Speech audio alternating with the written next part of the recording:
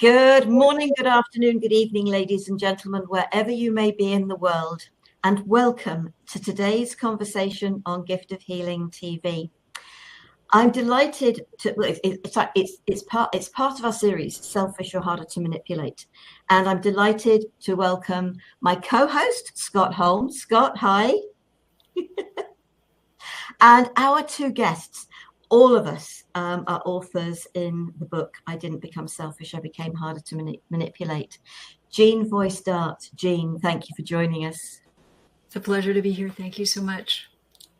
And Angela Orora Medway-Smith. Angela, thank you so much for joining us. Thanks so much. It's wonderful to be here. Right, okay, I'm going to start with both of you and just say, I'm going to come to you first, Angela. Share a little about yourself and why you chose to participate in this book. Okay, so I'm a spiritual channel, life and soul alignment coach, and part of the work that I do all of the work that I do is about empowering people and helping people be the best that they can. And I do that in lots of different ways. Primarily at the moment, my guides have got me either midwifing or writing in books. So I'm up to 12 books now on, it's scary, on energy healing, on holistic wellness, on channeling. And Sarah, when you said what the title was, my heart just did a jump, because there was a lesson that I had many, many years ago, over 35 years ago, that really, really helped me become the person I am today. And it was the time where I'd repressed myself, and there was a tipping point, and that's what I wrote about in the book, was that actual moment, the tipping point, where I stood up and used my voice, and it was quite dramatic. Yes. Having read all the chapters in the book, your chapter is chapter 5, Tipping Point, the road to reclaiming your personal power, which is obviously exactly what you did. So thank you for sharing. Jean, a little about yourself and why you chose to participate. Well, it turned out very well. I had actually reached out to you about joining me for my book, and we had a fun chat, getting to know each other. And then you told me all about your book. And that's how I got jumped in. Oh my goodness, this just sounds perfect. I would love to participate. And we had so much in common.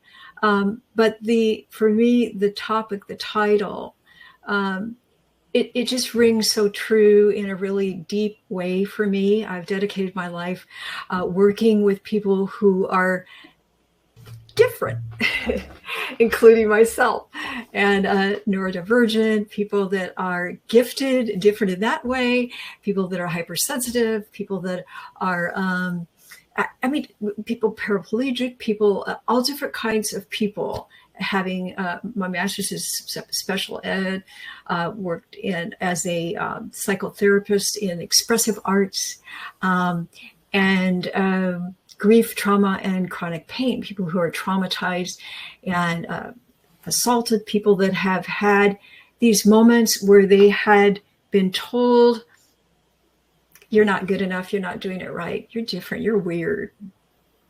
And so my chapter is about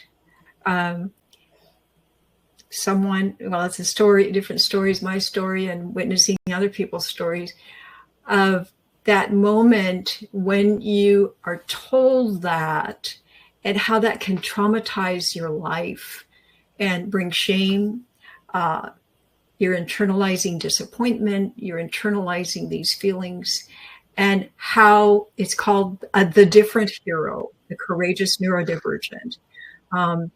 and how we can become heroes by sharing what we think maybe were our weaknesses or our differences, how we inspire and motivate and just lift up and move forward in a way that changes the world. So that's what that chapter is about. And I'm just so honored and thankful that you invited me to join you with that. Thank you. Oh, no, thank you. That's chapter 27 in the book. And Scott, I know you're sort of chapter 14, and I know you've shared a little about this in sort of previous programs. So I don't know whether you want to share a little bit more, or whether actually I'll just let you ask a question. Well, it was taking my cape off, saving myself instead of the world. And it was about something that we've talked about recently, and that's about boundaries, about self-boundaries, about pausing before you say yes, because it was automatic. Someone would call and ask me to do something. I'd put my cape on and I'd fly to the rescue, and all would be well with the world, except for mine, because of everything I left behind that I didn't do. And I took the time to help somebody else and not taking care of myself. So you both are very, very sensitives. You're both sensitives. You're both. I have a feeling you're both empathic at the very, very least, and I know that you channel. So my question is, in embodying trauma, how do you, or how have you seen being able to release that? How does that heal? How does that come about where you see healing in other people when that happens? Jane. Yeah, I love that question. Thank you. I work with people every day, and it's just such an honor. So for me, as an expressive arts psychotherapist, how do I do that? How do I help them release that? I tell them, feel, reveal, and heal. So we have to feel those feelings. Often we don't want to feel the feelings. We want to push them over here and, okay, let's sing a song or do the arts. No. So we, and also with channeling or tuning into a higher wisdom or power, expressing that through, it's all the same, but it's including the pain in it. It's not just saying, I just want to feel all the goody fine butterflies and nice stuff. And that's what's helped me so much. We had a little chat before this started about overwhelm, and the whole world is feeling overwhelmed right now. That I don't feel that so much. I'm publishing 8 books participating in 8 books this year. Why? Because it's getting into the flow of it, bringing in the pain, wrapping it in love, sitting there with both of them. And so an expressive arts session might be, if it's drawing or if it's movement or toning, whatever it is, we're feeling it, revealing, what is that memory? Where have I felt this before? Okay, I feel it. Okay, let's bring in the happy time in the same place. Let's bring in that feeling. Let's bring them together. Let's express that in a drawing. Put them on the same page. And then we look at it. Wow, they're both there in the same place. It's beautiful. Yeah, so that's my approach in a nutshell. There's a lot more to it, but thank you for asking. Oh, that sounds wonderful. I haven't experienced that myself, but it sounds amazing. Even for able-bodied, neurodivergent people, so to be able to do that doesn't happen very often.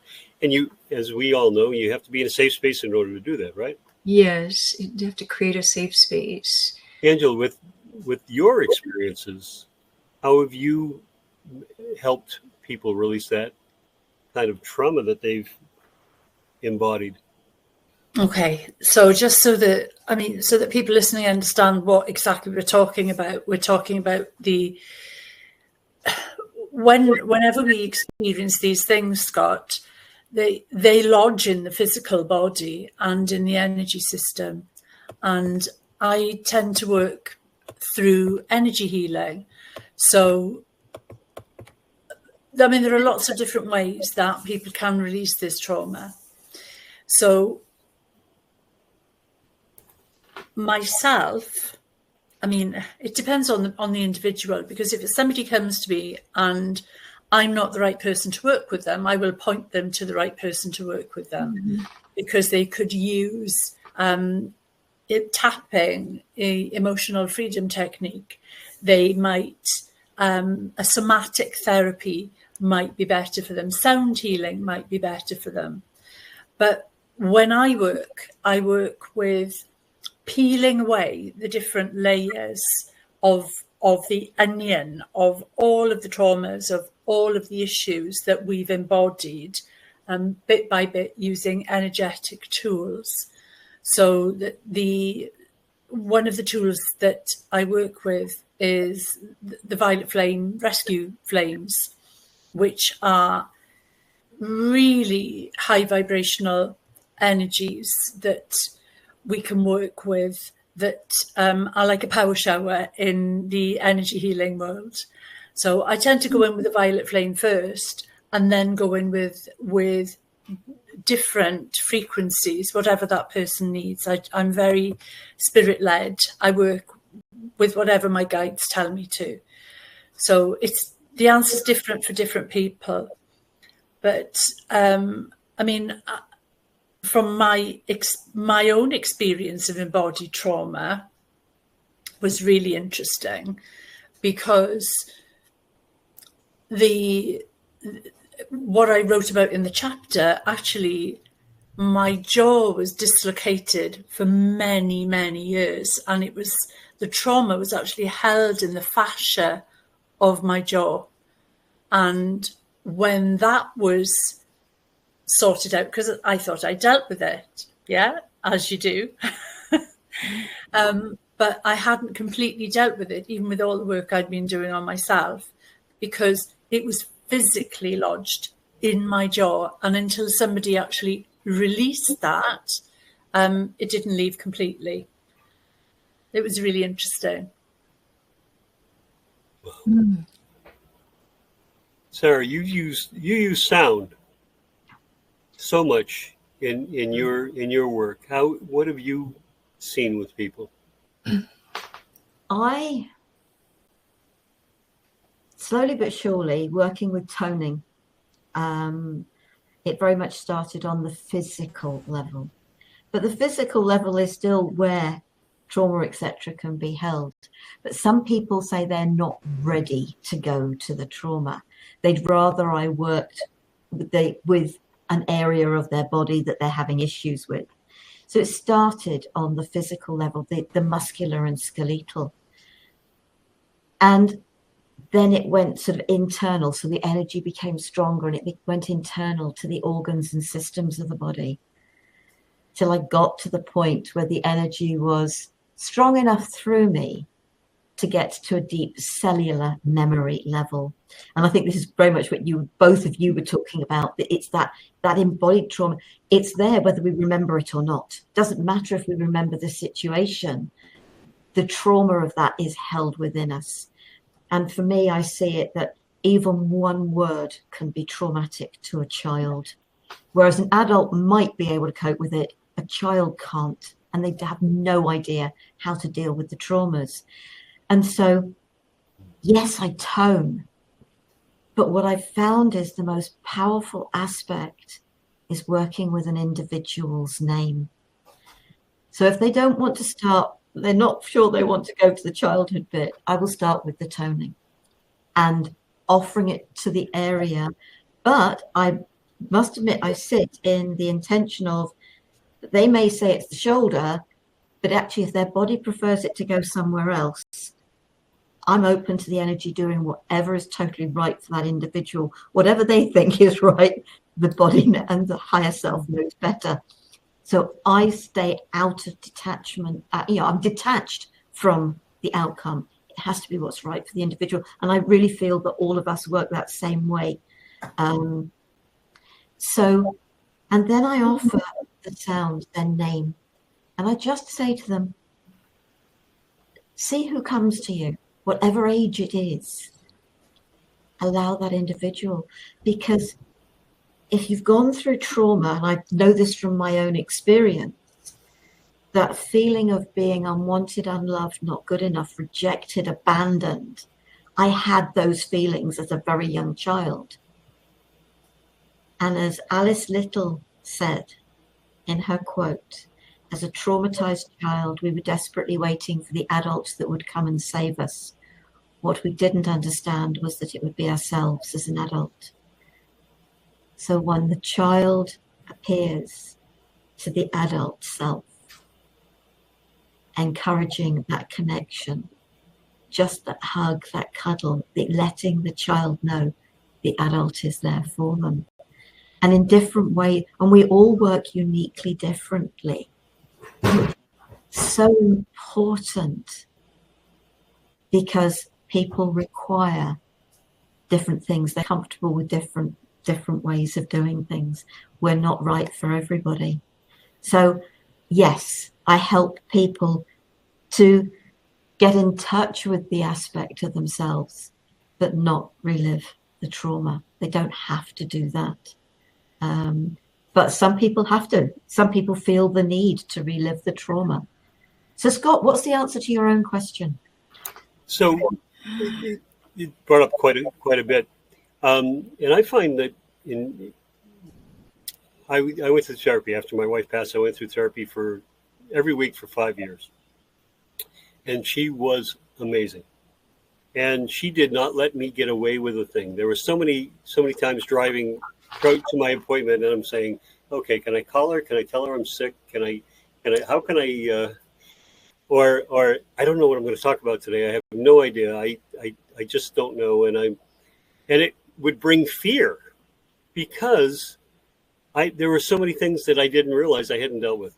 And her peeling all of those, Angela, yours is peeling the onion, right? I was scared to death at times. I was one of those people who never dealt with their emotions. I had dealt with my wife, I dealt with my daughter, and I had to be the strong one. I had to wear the iron suit. I had to wear all the armor. I had to be there every day. I could not falter. And so emotions would get in the way. So I would just push them down until there came a time when they all, like any trash compactor, it just blew open. Scared the heck out of me, because I didn't know how to deal with the emotions. You know why? Because I was never really taught, and I kept pushing and pushing and pushing. So for 5 years with therapy, she removed those layers, and the layers of my armor came off a little at a time. They just shed, and the walls that I had put up to be able to, what I thought keep my family safe and myself safe, all those walls that I could never get out of, started coming down to the point where I could just step over them. For years, I had tried to climb over them. But when they came down, I just stepped over them, and people then could approach me. I never understood why I thought people just didn't like me, but I was unapproachable. I had put up so many walls and wore so much heavy armor that nobody could approach. I'm sure they were afraid, you know? And it wasn't until I let all that go. And all of the places that I started understanding about emotion is that we hold it in so many places. I've had people say, well, no, emotions can't cause any problems. I said, really? So you've never heard of an ulcer? You've never heard of back pain, where we hold all of your tension. You haven't heard any of those things. Well, yeah. I said, okay. So if those weren't there, the tension, the emotions weren't there, would you still have the malady? Would you still have the ulcer? Would you still have the sore neck? Would you? Well, I guess not. Interesting. So trauma does reside in the body. It's a memory. whether it's our memory or not. It could be generational, it could be cellular, it could be, there are so many ways that we learn that they aren't always ours. They can be passed on. And being able to release those that I've found in whatever, I do 5-6 different modalities, and people say, well, why did you do that? I said, well, our bodies are our bodies. We have a certain way of looking at things, but if something doesn't work, looking at it from a different perspective or a different way or a different tool works for so many different people. Yes, the body's the body, but it's like medicine. Somebody takes medicine and it works just like this. Somebody else takes medicine, doesn't affect them at all. Somebody takes a medicine and makes them sicker. We are all very, very different. As Sarah, as you always want to be, that we are all individual people, period. We are all separate. So I always feel that much like what you had said is, once we release the physical aspect of it, the emotional comes out of it. And that is absolutely wonderful. Angela, something that you had said, creatively shifting shame. And it really struck me as curious, because I want to hear more about that. I thought you said Angela, but you're talking to me, correct? Oh, I apologize. Yes. I thought it was Angela's. No. Or did you want to speak to Angela? I apologize. I had creatively shifting shame, right? Yes. That is yours? Mm-hmm. Okay. I apologize. So that really left it to be very curious about what and how that plays out. Well, I think in listening, just to say, connecting with all of you, it seems that all of us really care about meeting people where they are. That's really important. And I agree. And, each person is in a different place and where they want to start. So they come, and I don't say, I'm going to fix you, I'm going to heal you. It's the lovely thing about the expressive arts and creative arts is the person is totally in control. They're coming and saying, I have migraines every day. It most likely is from some emotion or trauma or something. It could be. We don't have to be talking about that. We're talking about the migraines or whatever they're coming in with. But with the shame, that's something that's very, very much surfaces, and people come in and talk about that. Creatively shifting shame. We first identify, this is what you want to work on. Tell me about that, and so let's just feel that. Like I say, feel, reveal, and heal. This is something you're telling me that you feel. Just feel it for a minute. You want to face it. For example, one thing we might do, I use immersive arts, all of the different arts, but I ask them, what are you comfortable doing? Music, movement, creative writing, poetry, dramatically acting it out, expressing it on your face. What are you comfortable doing? I used to always do this as a child. It makes me so happy, So I love drawing. I love writing. So something we might do for creatively shifting shame. Let's feel the shame and write a letter to it.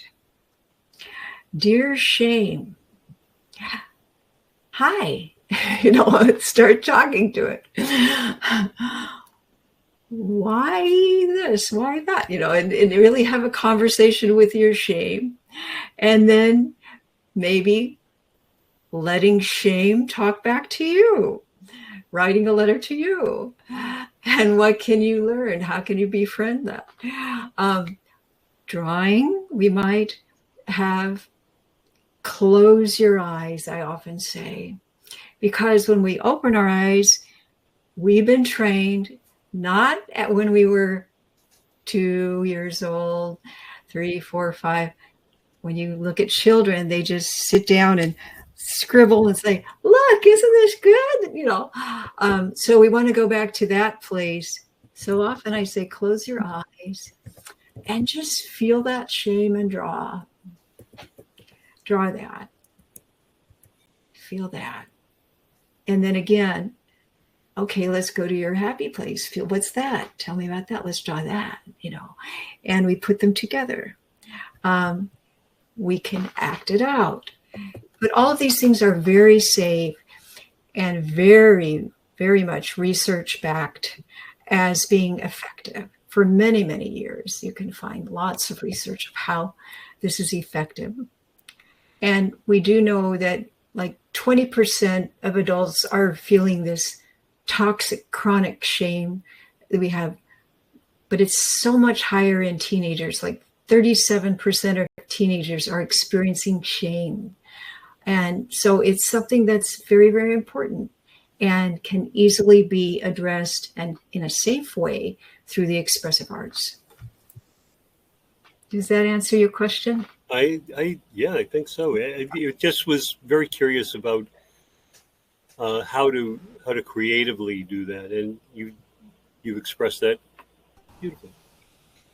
Thank you, Angela. You had talked about midwifery. That you've been called to do midwifery of late. Oh, book. Well, I work in two different ways. So I work or I teach soul midwifery. So that's working with the death, but working with the dying and working with the families of the dying. Okay. But what I've been doing more of lately is book midwifery. Wow. Okay. So that's the collaborative book process and running the projects myself, as opposed to somebody else running them for me.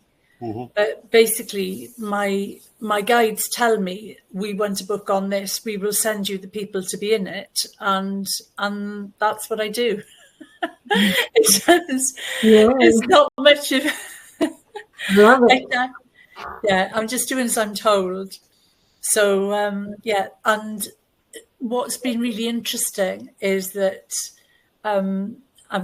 we've just launched the Magdalene Oracle, the Awakening the Power of the Rose, which was incredible.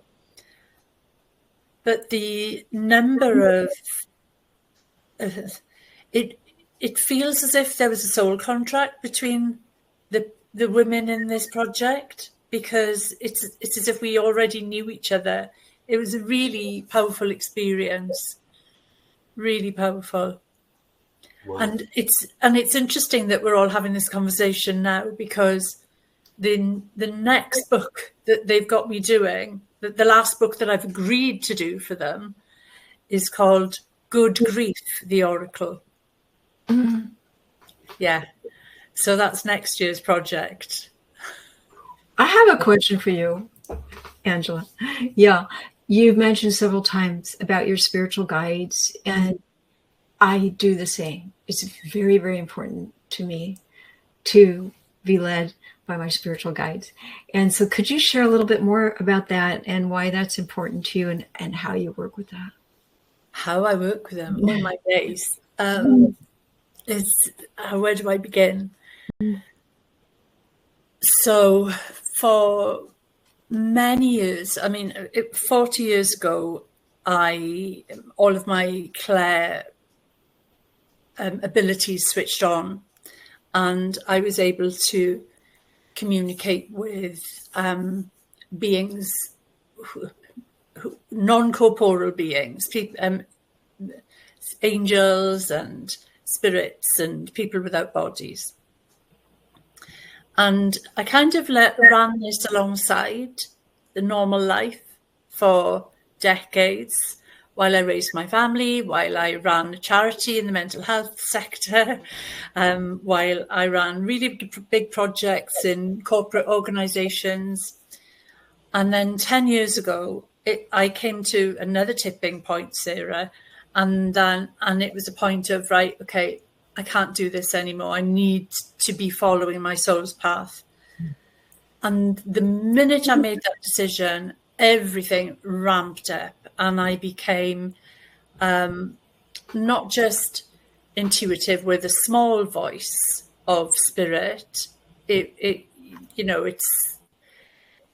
do set boundaries, but if I didn't set boundaries, I'd be being guided all the time.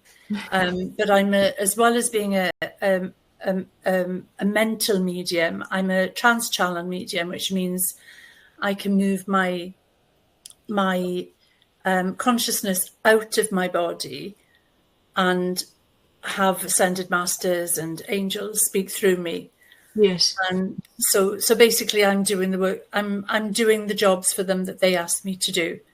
And and my life flows with much more ease and grace when I listen and do as I'm told than when I argue. But I do negotiate. So I do negotiate timelines, because they have no concept of time and the fact that, we humans need to look after ourselves and take a break and all of these things, because there's just, they give me a lot of projects, a lot of work to do. Thank you so much for sharing that. Yeah. Okay. Jane, you said that you do the same. Could you answer the same question? Yeah. Yeah. Oh, well, I think we all can. But yes, it's just so important to me. And it also was part of that being courageous, which you kind of mentioned, that, seeing beings in the room talking to me at a young age, and listening to that. And maybe I shared with my minister, I'm having these experiences, and I know they're spiritual and divinely connected. And you have to shun that. You have to tell it, no, this is of the devil. This is the devil's work. And that was because I'm older than you. That was back in the 50s and 60s. I'm older than you. But yeah, so it was hard. Because back when I was growing up, that wasn't accepted. Now it is more, thank goodness. And isn't it beautiful? But yes, it's just so important to me, trusting in that. And there might be people out there that are getting whispers of wisdom and wondering, what is that? And the deeper that we go, the more our life is in flow and just runs so smoothly when we surrender to that higher wisdom and spiritual guidance. So I'm so glad that we can talk about that. And maybe there's people out there that are frightened by that and we're told push it away, or I don't know, I think it's different now. But the more that we talk about it, the more I think we help others accept that and have a more peaceful, calm flow in their life. Beautiful. Yeah. I'd like to add to this, because there are many like myself who don't see things. They don't hear things. They can't hear those voices. But it is a real big sense of knowing. Yes. And that's what this book was very much, sort of seeing those words on social media. You didn't become selfish, you became harder to manipulate. Feeling I was guided to write that article, read that article, post that video up onto YouTube. And that's where it exploded, because it was so required. I haven't looked for a while, but over 102,000 hits. And so I was talking to my sister and she said, Sarah, you are going to be doing another multi-author book and you are going to lead it. It only took me a couple of days to realize what that book was, this one. Yeah. And I put it out there to folks and sort of, in a different way, but like you, Angela, it was for me to do. It wasn't for me to take it to somebody to do it Yes. It was for me to do. And yes, it's still moving forward. It's out there as an ebook. It is going to be out there as a physical book. But I had to go. So glad you did it. I had to go at my pace. I had to go with what I could do, because I had help from wonderful people. I really did. And obviously I couldn't have done any of it without the rest of you, the rest of the authors. But it was very much a matter of me pushing myself against technology. I adore technology for what it enables us to do, the connecting and the touching lives. There are aspects of it I really don't like and really does get me frustrated. And I think a lot of us feel that way. And I openly admitted, I don't feel shame about it either, because we're here for the connection. We're not here for the whole of what technology can do. Mm-hmm.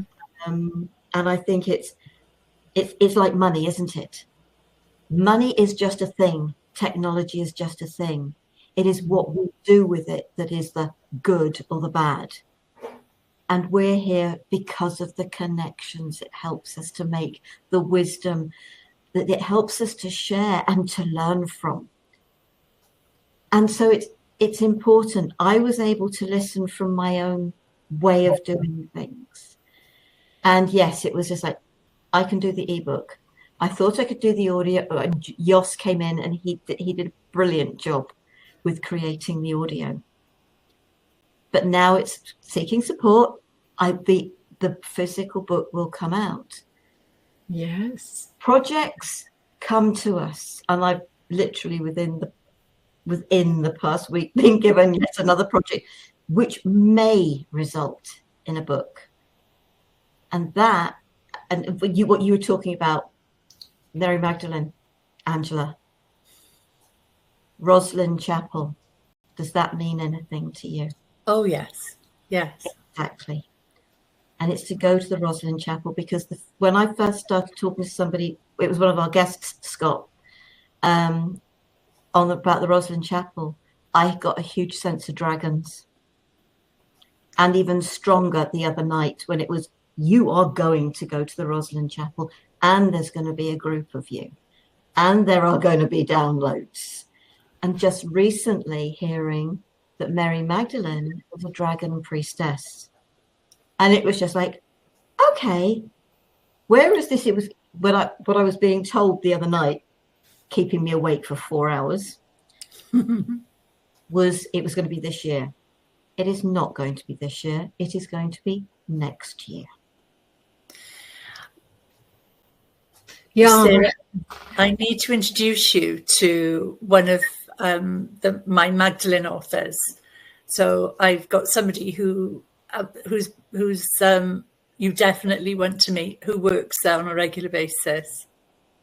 Yeah, and sort of David, who was our co-host for about a year, maybe a bit longer. David, I was talking to him last night, and he's been there a number of times, and so this is going to grow. But what I'm really saying is, it's projects, answers come to us in totally different ways. So it's not a matter of, it can be a couple of words on a billboard. You're walking past somebody and you hear a snippet of a conversation. It's being open to it. And so does this fit into creatively shifting shame? In some respects, I think it does, because is there anything to really be ashamed of in our lives? Is that not our monkey minds trying to keep us in control? Whereas we are open to listening. How many of us have gone through what we've gone through, and we've now found our voices? Nice. But writing is creative, art is creative, singing is creative. the light language, the trusting in what we receive, what is our guidance that comes maybe in very strange ways, but it's about trusting that. And gratefully, we are in an era where more and more people are becoming accepting of this. Talking about dragons as friends and guardians and whatever, you might maybe talk about angels as guardians, but not dragons.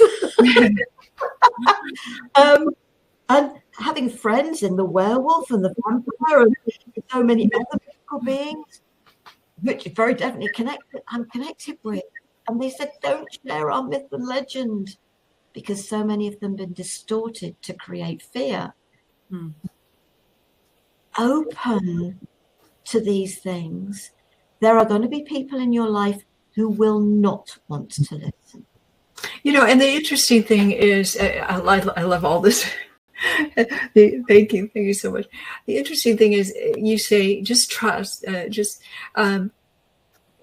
when we take that step and we hear something or we feel something, we feel guided, we feel connected to something telling us to do something, it doesn't matter if we make the wrong decision. It really doesn't matter. It's just getting into the habit of listening, feeling, letting go, jumping in on something with trust. And then the magic of it is the universe provides.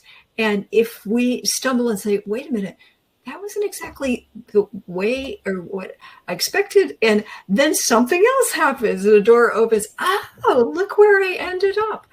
So it's just following that inner guidance, wisdom, feeling, gut, whatever you want to call it, and jumping in, and it will play out, it will work. And the more we do that, the more joy. I feel joy all the time. And I never really knew how to do that until I started doing this. And it just is magical. So thank you for bringing that up. Yeah.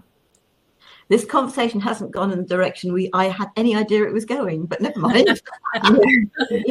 Never does it? No. Scott, some thoughts from you.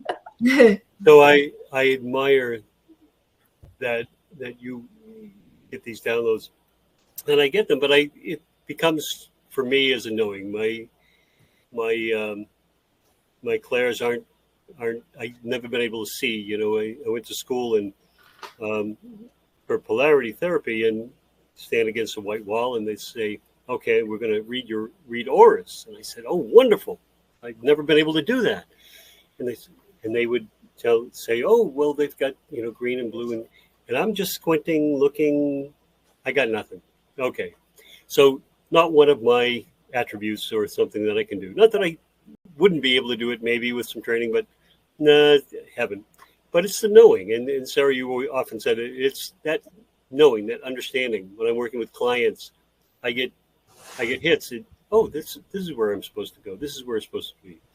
And that's why when I say I work intuitively, people go, does that mean you don't know what you're doing? What does that mean? No, intuitively means we go where we're taken. Quick story was, I was sitting with a friend who's a medium, and all of a sudden she's having a conversation off to the right, and she's arguing with him, and I'm like, what?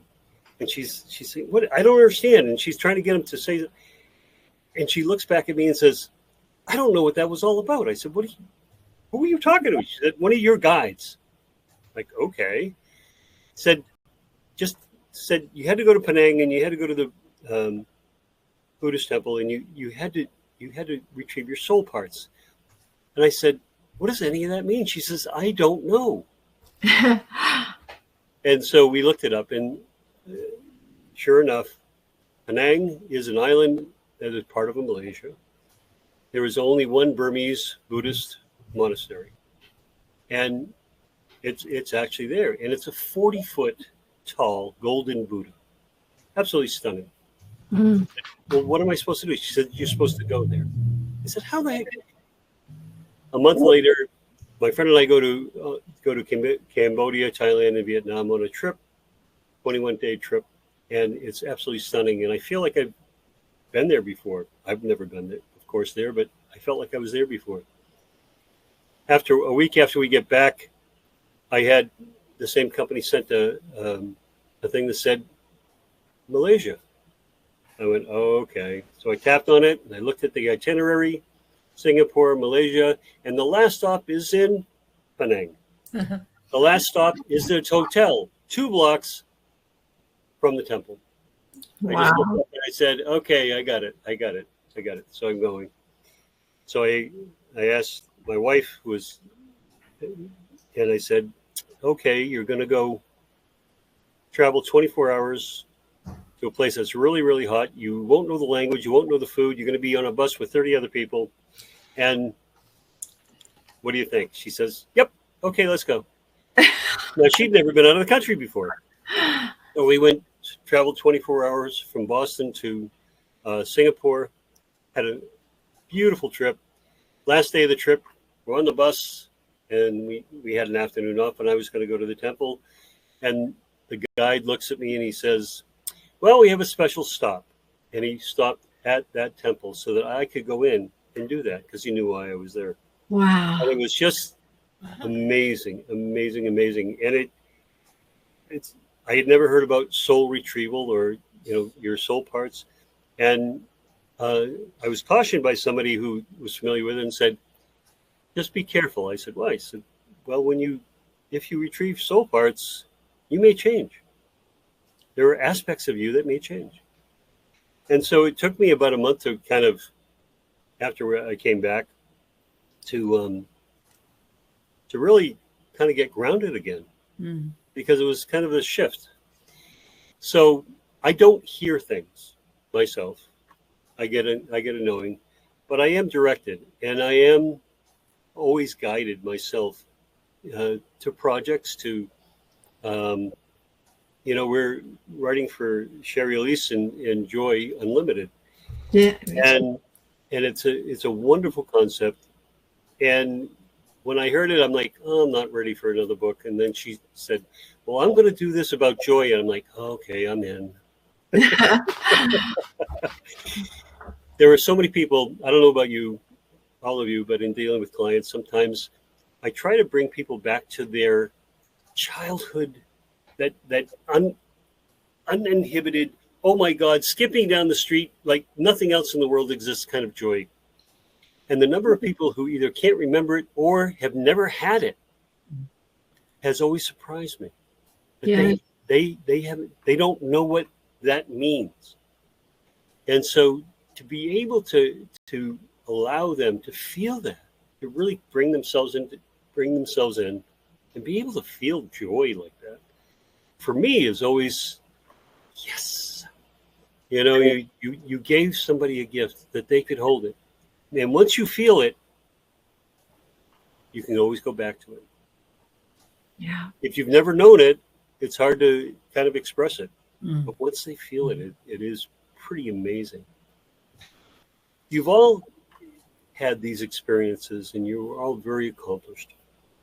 And you're absolutely amazing. I feel honored to be in the presence of all three, all at the same time.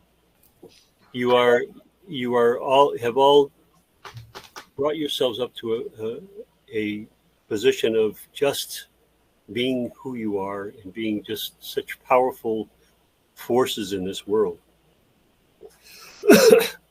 I always thought learning all of this, it would be, like in math, very, very, very step by step. Oh no. Oh no. Oh no. It's over here, here, go back to here. Oh, I dealt with that. No, you didn't. You got to deal with this again. Okay. Going on this journey, if you are open, if you are curious, if you care enough to get back into you, really is just as it comes to you, keeps getting downloaded. Just going to ask the three of you, can you relate an experience, either yours or the client, that was really, really profound, that surprised you? Ooh. Where do I begin? Go ahead. You only need one. Okay. It's really interesting, actually, that we've been talking about joy, because I worked with a client recently who was experiencing a great deal of grief, and the guidance from her guides was to bring joy into her life every day. So much so, they assigned her a new guide who dropped in, and I channeled to bring this, to make this happen. And now that lady's able to connect with that individual being, because she knows how, because I've taught her how. I'm all about empowering people to go away and do it themselves. And she's got a reason for doing it. That, I mean, you know, that was just the most recent one. But there's, I mean, just so many different, I mean, I could talk about thousands of healings. Thank you. Jane. Well, I'm the same way. There's so many different types of healing, different modalities of creating. One that surprised you. I will do something completely different than what Angela shared. This would be a physical healing. Okay, so working, and also working with a young adult teen, I guess, teenager, who was severely, profoundly physically challenged with paraplegia, and wheelchair bound, and not able to feed himself, and not able to talk. And we communicated using a communication board on his wheelchair. He could slightly move his arm and do that. That was before they had the electronic, but what happened was, through music, which he loved, absolutely lit up and moved and loved playing rhythm instruments, and I helped him strum the auto harp, and I held it up, and he was so motivated by the sound. It was the sound that did it, and he could tightly grip the long stick-like tool that wasn't meant for the auto harp, and bring it down, and just love the sound of, it's like a sound of a harp. And I'm singing, and he's playing, and gradually move it up higher and gradually higher, so that he could feed himself. I replaced it with a spoon, and we used the scooping motion, and I was helping him. And so by doing the music, which motivated, when the physical therapist came in, everybody came in, they couldn't get him to learn how to, wasn't motivated by the food, didn't care about the food. He was motivated by the sound of a harp, auto harp, strumming, and then we got this movement and lifting and holding the spoon. So he learned to eat. Wow. So, yeah. Sara, I know you have hundreds of stories. And I was just, which one? Actually, do you know what? And it was the simplest of things. And I know I've told this story actually before. I was at an event. We had a stand at this big fair thing. And it wasn't Mind, Body, Spirit. It was something totally different, which is great, because it means people come to you that wouldn't go to Mind, Body, Spirit and psychic and holistic fairs. And I was talking to this guy, and he'd been involved in a road accident earlier that week. And his whole body had been jarred out of place. And he was walking around pretty uncomfortable. And he'd basically been told by the hospital, get on with it, nothing we can do. And so I said to him, towards the beginning, when I was actually still calling it quantum touch rather than vocal Reiki, that term hadn't even come to me, but I was using the toning, I was using the sound. So that was always what I was using. And it's when I was still working hands-on, which is how I know what happened. And I said to him, what have you got to lose? It was £5 for a taster. And he said, oh, okay. And he sat on the chair. And I stood behind him. I placed my hand so gently on his back. There was absolutely no manipulation. And I toned to his back. And then suddenly, everything shifted. His whole body moved. And everything went back into place. And he came and saw me later and he said, I feel better than I did before the accident. What these practices, these techniques can do for people, but they have to participate in that. He had to agree to sit down, and his body obviously accepted the energy that was offered. We can't make people take that energy. It doesn't matter how much we offer it if they are not ready to accept it. He was. And there were several people, because I had other people. Elaine was doing it because Elaine had taught me toning in the first place. We were doing this and we had several people. It was a 2 or 3 day event. We had people coming back to us and people telling people about it and the family about it. We were pretty busy because people were really enjoying the experience. And that is what this is about, is what people get out of it. But it's our detachment that people then get from it, what is right for them. I had no idea what was going to happen. It was brilliant because I got to hear the human aspect of me wish to know, but I step out of that. Scott, have you got any before we have to close?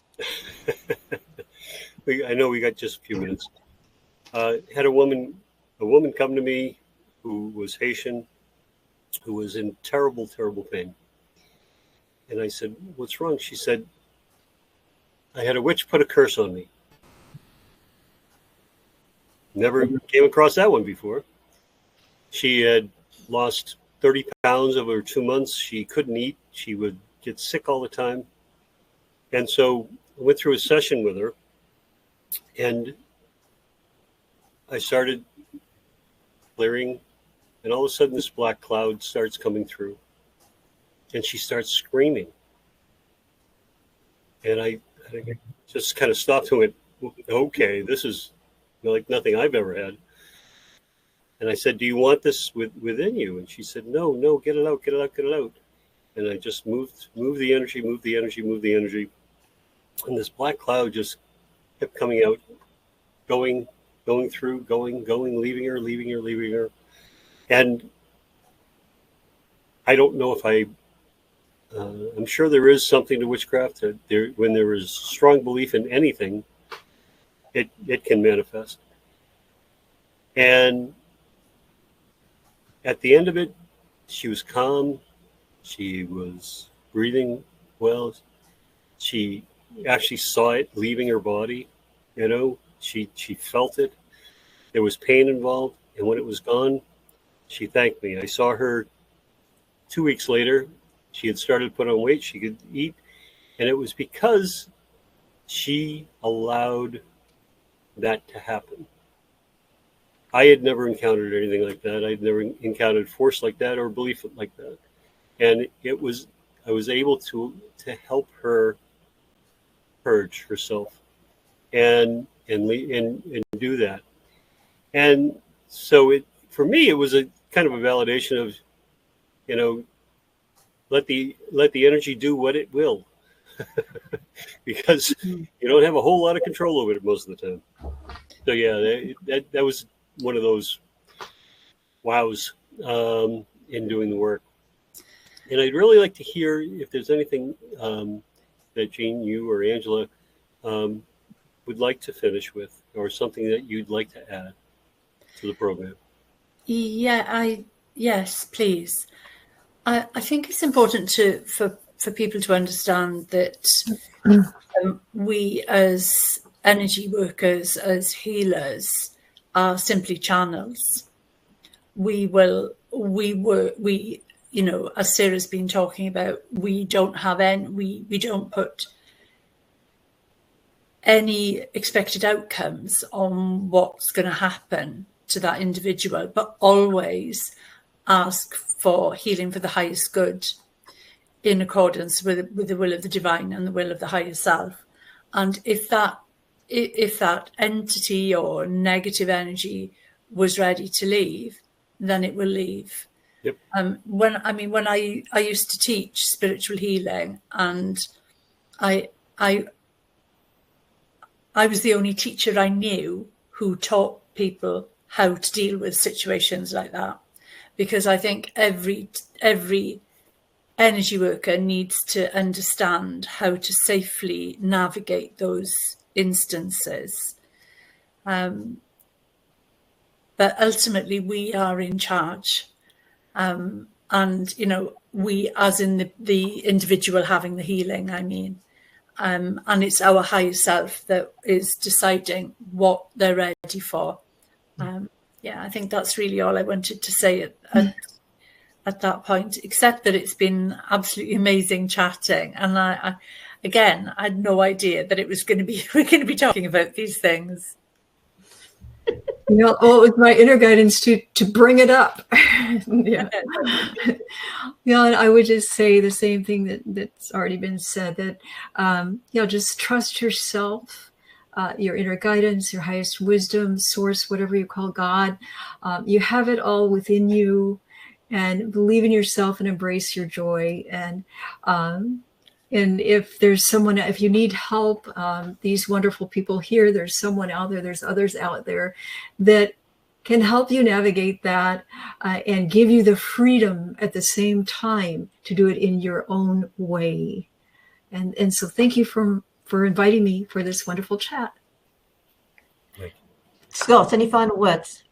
Just for anybody listening who've gone through the hour and listened to all of this, these people are absolutely off the charts, wonderful, talented, educated, and they do it with the pure heart and willingness to see people heal themselves. Please take advantage of it. That does include Scott, folks. I've put, now, Jane, I don't appear to have a website address for you. What's your website? It's my name, jeanboystart.com. Brilliant. Okay, fine. So I've put both I'm about to put Jean's in there. And I will make sure that if you're watching this from YouTube, you will find their websites under the YouTube video. So if anything here is spoken to you, and Scott's and mine, if anything's spoken to you and you wish to connect with anyone, check out the websites, connect with us. That's what, you know, we share because we care. And so please think about doing that. I did say that I had a free gift, a giveaway mini book in my description, but you can get that right there on the website. It says free book, and it's about toxic shame and helping people navigate through that with some tips and information. So. Bless you. Thank you, Jean. Thank you. Thank you to each of you. It's been an absolute pleasure as always. I love these conversations, and I know we could probably talk for a very long time, but we will stop there. Just to say, next week, I'm actually being joined by David Tyrrell. Scott knows David. We're going to have an impromptu thoughtful nuggets and pearls. So we have no idea what the topic is because we haven't been told yet. So please, if you feel like joining us, if you've got any questions, you want to actually ask us, do join us next week. It's only a short program. It's only about half an hour, but please do think about joining us. Thank you to each of you. Take care. Be safe. Stay well. Namaste, sweet soul.